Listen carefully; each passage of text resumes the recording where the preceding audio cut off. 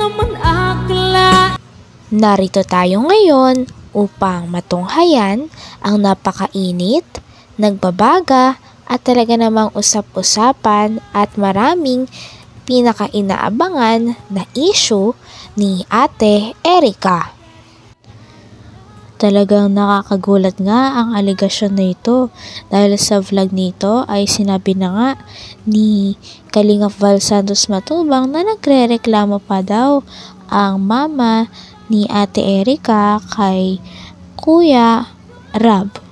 Ito daw ay dahil ilang beses daw vinlog ni Kalingap Rab si Ate Erica nung time na pinalove team pa daw nila si Ate Erica kay Kuya Edu.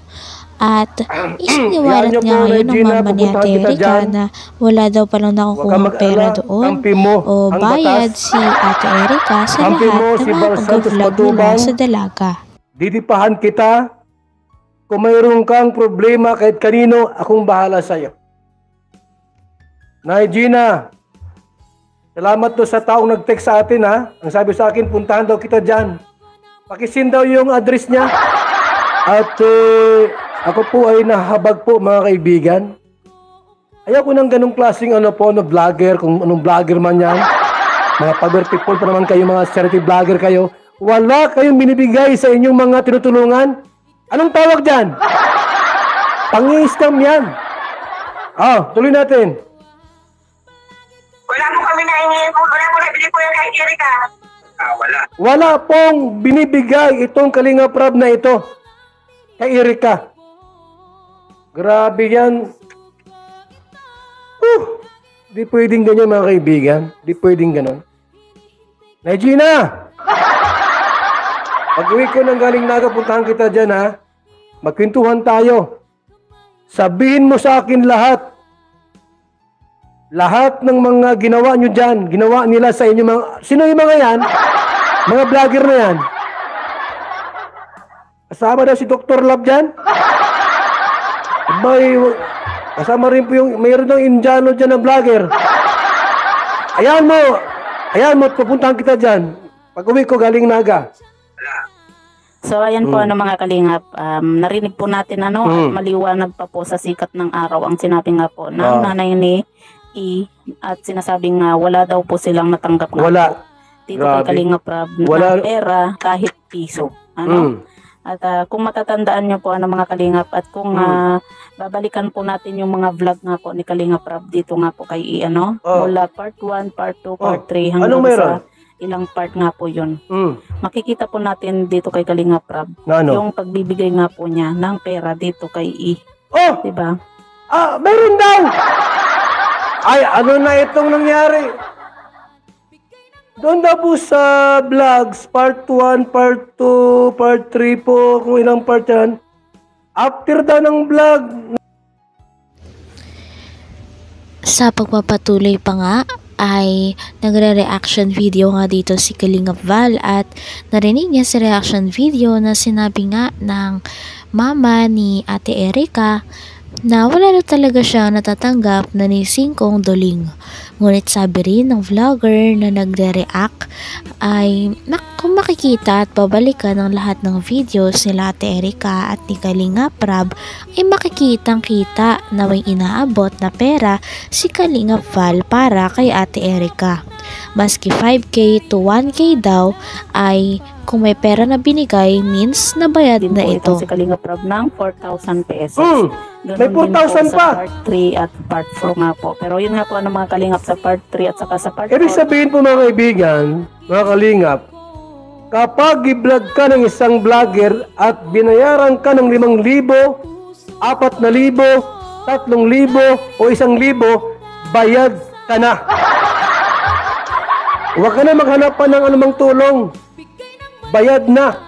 Or ay hindi po natin alam kung magkano po yung naiabot nga po nitong si Kalingap Rab dito kay E. Kasi nga po hindi po nabanggit ni Kalingap Rab kung magkano po yung naibigay niya na pera. Pero makikita po natin sa video mga kalingap na nag-abot po ng tulong itong si Kalingap Rab dito kay E. Kaya bakit nag-iingay itong nanay ni E ngayon at sinasabi nga po sa interview nga po sa kanya ni Sir Salcedo Oh! na wala pong natatanggap ni piso dito kay Kalingap Rab.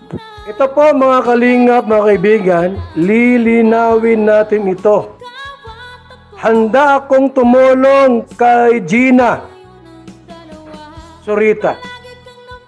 Handa po akong tumulong, puntahan ko siya sa bahay nila para mag-usap kami, ano yung mga hinaing niya. Sabihin niya lahat sa akin po at didipahan ko siya. Ha?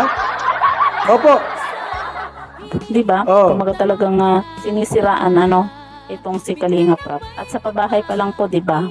Ipagpalagay na po natin mga kalingap na hindi nga po napabahayan itong si E dahil nga po sa umalis na nga po ito, di ba? Alam naman natin na kapag sa pabahay nga po ni Kalingap Rab ay talagang gumagastos din po itong si Kalingap Rab.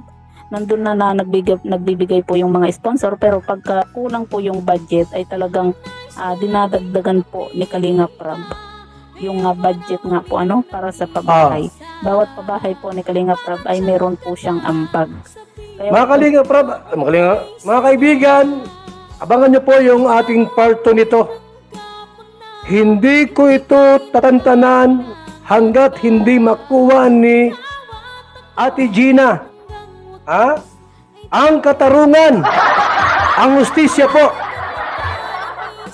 Alamin natin lahat.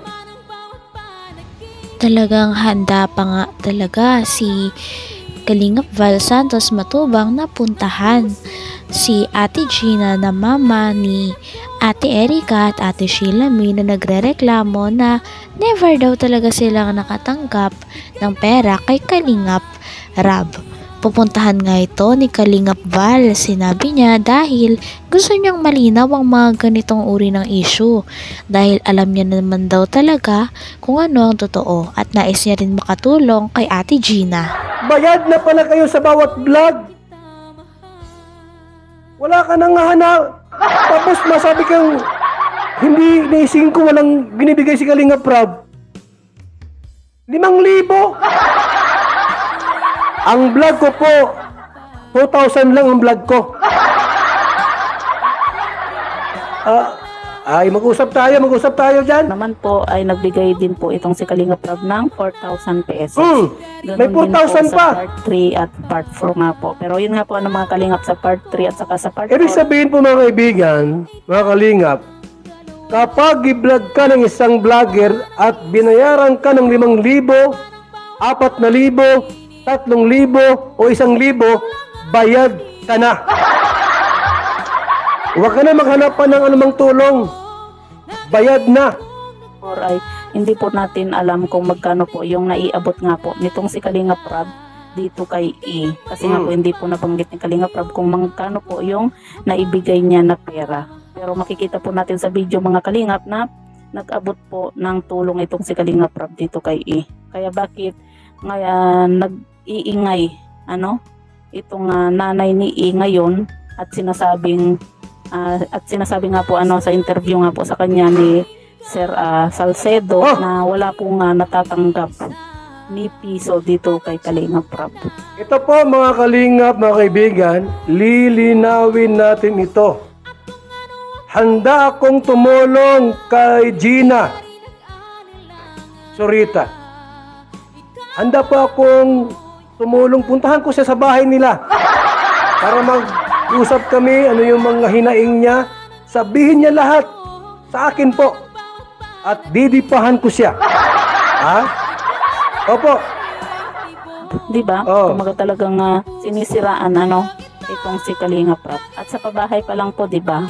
Ipagpalagay na po natin mga kalingap na hindi nga po napabahayan itong si E dahil nga po sa umalis na nga po ito, di ba? Alam naman natin na kapag sa pabahay nga po ni Kalingap Rab ay talagang gumagastos din po itong si Kalingap Rab. Nandun na nagbibigay po yung mga sponsor, pero pagka kulang po yung budget ay talagang dinadagdagan po ni Kalingap Rab yung budget nga po para sa pabahay.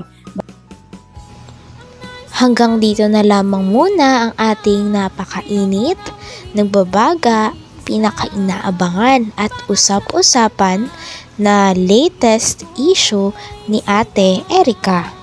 Maraming salamat sa inyong panonood. Hanggang sa muli. Bye!